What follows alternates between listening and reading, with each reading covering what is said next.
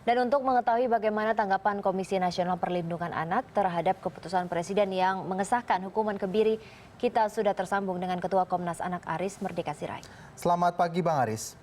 Selamat pagi Alfian, selamat pagi Mbak Ratu. Ya, Bang Aris, bagaimana tanggapan Komisi Perlindungan Anak nih mengenai pengesahan hukuman kebiri bagi pelaku kejahatan seksual terhadap anak-anak ini?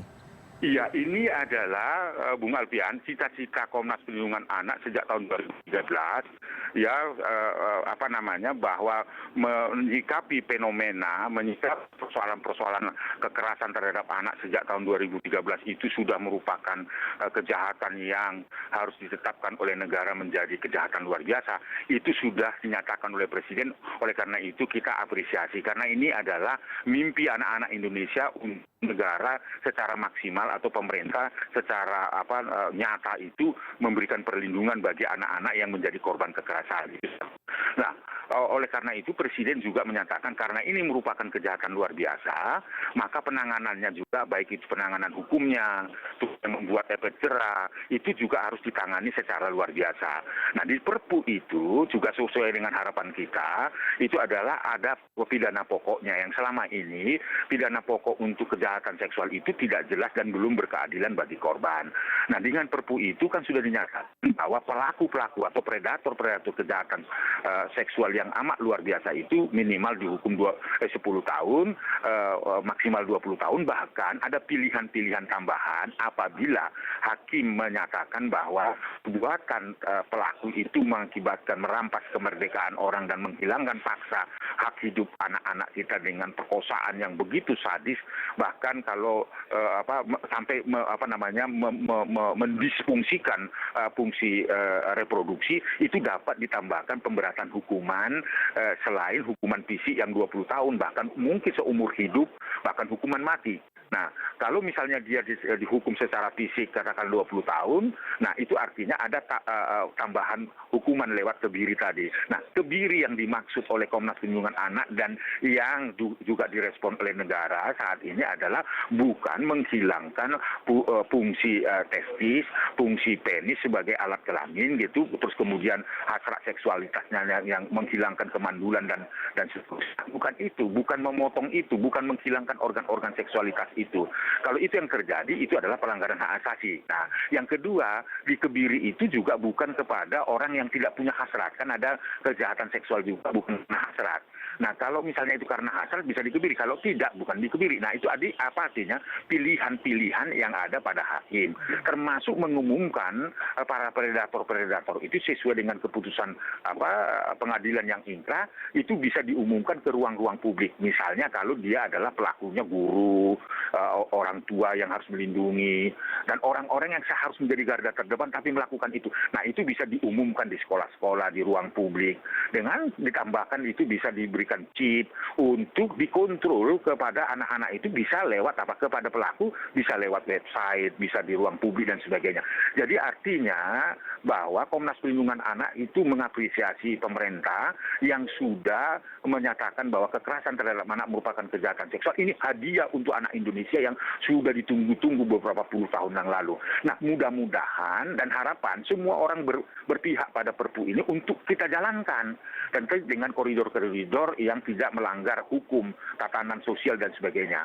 Yang berikut adalah sekali lagi dengan Perpu ini mekanisme tentang rehabilitasi kepada korban dan pelaku juga akan diatur gitu supaya itu menjadi efek jera dan seterusnya. Ini saya kira yang harus diluruskan. Oleh karena itu pertanyaannya, apakah Komnas Perlindungan Anak itu merasa bahagia? Anak Indonesia sebagai representasi Komnas Perlindungan Anak itu menyatakan sangat gembira dan sebagainya. Mari kita jalankan ini begitu. Ya, Bang Aris, kemudian mengenai hukuman kebiri ini, apakah kemudian akan efektif dengan hukuman pemberat kebiri kimia ini untuk menekan angka kejahatan seksual terhadap anak nantinya? Iya, kita berharap seperti itu. Kita berharap, ini kan belum kita lakukan ya. Dari beberapa pengalaman negara-negara lain, ada yang berhasil, ada yang tidak berhasil. Sebuah ketentuan itu kan soal penegakan hukumnya, soal bagaimana membangun perubahan perilaku melihat anak ini sebagai manusia, bukan sebagai barang yang bisa dilecehkan dan sebagainya. Di situ dilihatnya gitu. Nah, ini Perpu ini harus didukung supaya Perpu ini berjalan dengan baik. bukan berarti kita mau menyatakan Perpu ini supaya tidak berjalan dengan baik. Nah, itu yang harus saya luruskan sebenarnya. Bagaimana Perpu ini harus didukung oleh wakil rakyat, didukung oleh masyarakat, maka untuk implementasi agar peran serta masyarakat itu terlibat, maka perlu dibentuk tim reaksi cepat perlindungan anak untuk mengcover persoalan-persoalan di tingkat struktur masyarakat paling rendah, sehingga masyarakat itu punya peluang untuk melakukan upaya-upaya pencegahan, deteksi dini, dan respon kasus. Nah, ini menurut saya soal efektivitasnya mari kita dukung supaya itu berjalan dengan baik. Bukan justru kita mempertahankan, oh ini nggak berhasil nanti akan, bukan itu. Nah, dalam perspektif perlindungan anak, Perpu ini ditunggu-tunggu oleh anak-anak, khususnya anak-anak yang sangat rentan menjadi korban-korban kekerasan. Nah, Bang Aris, kalau kita berbicara mengenai tim reaksi cepat yang Anda sampaikan tadi, ini keadaan ini sudah sangat darurat sekali bagi anak-anak Indonesia, keamanan anak-anak Indonesia. Lalu apakah memang nanti tidak membutuhkan waktu lebih lama lagi ketika akhirnya dibentuk tim reaksi cepat di masyarakat untuk bisa mengantisipasi agar dan juga semakin mempererat sistem keamanan bagi anak-anak Indonesia ini? Ya, saya kira ini juga harus dijalankan segera mungkin. Disitulah peran pemerintahnya. Kalau tadi pidana pokoknya itu adalah supaya hakim, para penegak hukum seperti polisi, jaksa, dan hakim itu punya pijakan hukum, dasar hukum, pidana pokoknya jelas, itu adalah dalam kerangka penegakan hukum. Tetapi membangun kesadaran masyarakat, membangun peran serta masyarakat untuk menjadi pionir ujung tombak, memberikan perlindungan bagi anak-anak yang rentan menghadapi kejahatan luar biasa itu, maka peran pemerintah lah segera mungkin secara simultan membangun itu segera mungkin. Dan itu tidak